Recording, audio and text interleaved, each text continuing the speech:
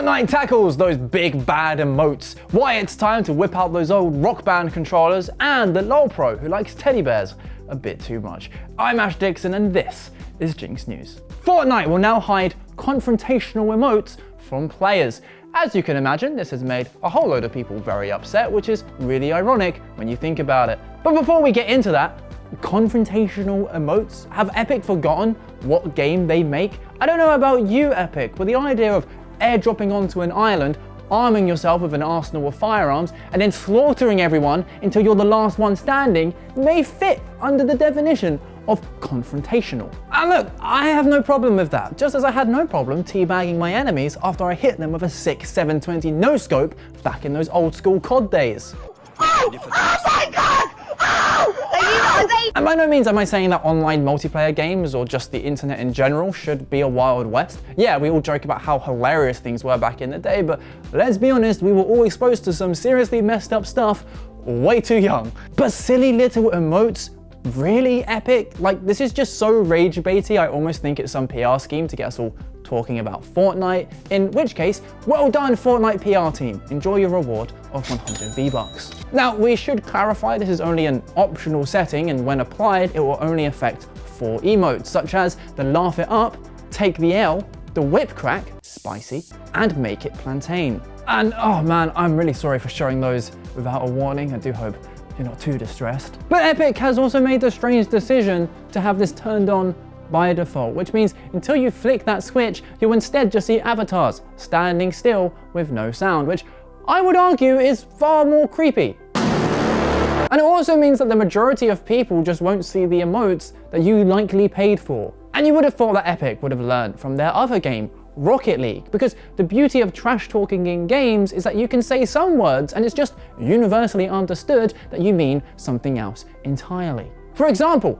in Rocket League, nice save can actually mean any of the following. You suck.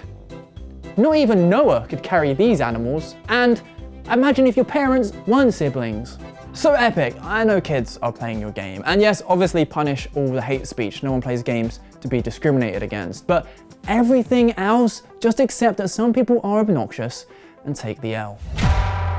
And with that sweet transition, we mark the beginning of a fresh news story, which in reality is just more Fortnite, baby! Because it turns out Samus was very close to appearing in Fortnite. Epic very much wanted her alongside the likes of Kratos and Master Chief, but Nintendo said no. And it's not because they saw the Halo TV show and were concerned that the Chief might make a move. The truth is, Nintendo were down, but only on the condition that she only appeared exclusively on their console. Sadly, that didn't fit Epic's philosophy of having a homogeneous Fortnite experience across all the platforms. I do notice the irony though, because go over to Smash Bros and you'll find Mario happily brawling with Solid Snake and Steve.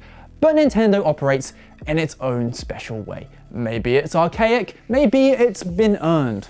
That's for you to decide. Meanwhile, Fortnite Festival is finally compatible with those sweet, sweet plastic instruments.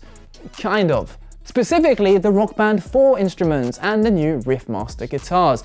Now, don't get me wrong, having instrument support has been probably the #1 request since Fortnite Festival dropped, because it just doesn't feel right tip-tapping away on a keyboard. But really, Epic? Who owns Rock Band 4 controllers? Let me use my sweet Guitar Hero 2 Explorer. We all know it's the best one. But fine, I guess I don't mind picking up a shiny new Riffmaster guitar. Let me just look up the price. $130?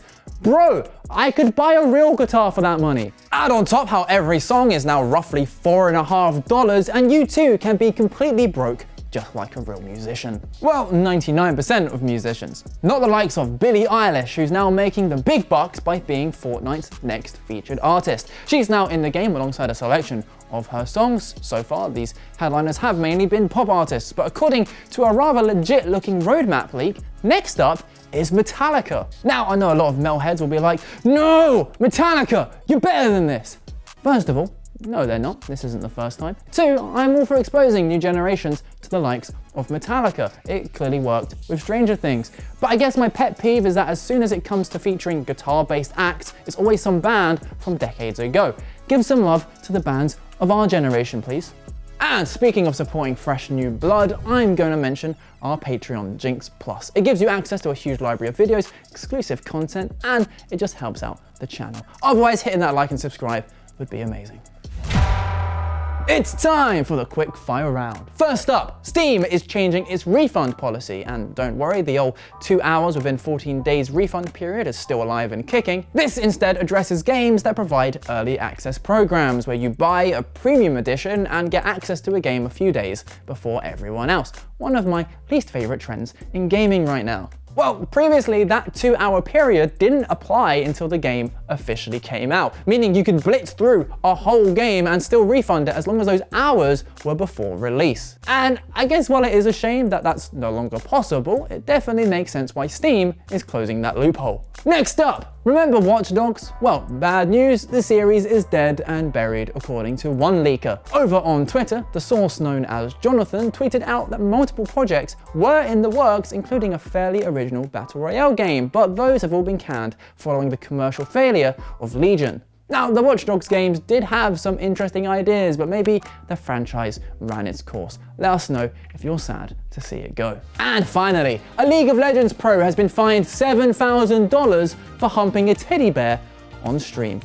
Yeah, you heard that right. Leon plays for the Chinese team Invictus Gaming, and now it makes sense why he mains the jungle position due to his appreciation for wildlife. For context here, he was streaming while listening to some music, some woman streamer was also watching for some reason, and what started as some fairly innocent dancing turned into a few jabs, and then before you know it, we had a full explanation of why the bear from Toy Story 3 walks with a crutch. Now, Riot officials in China aren't happy about this. Alongside his personal $7,000 fine, his team has been hit with an additional $2,000 fine, and he's been suspended for 2 matches, all for what they call morally controversial behavior.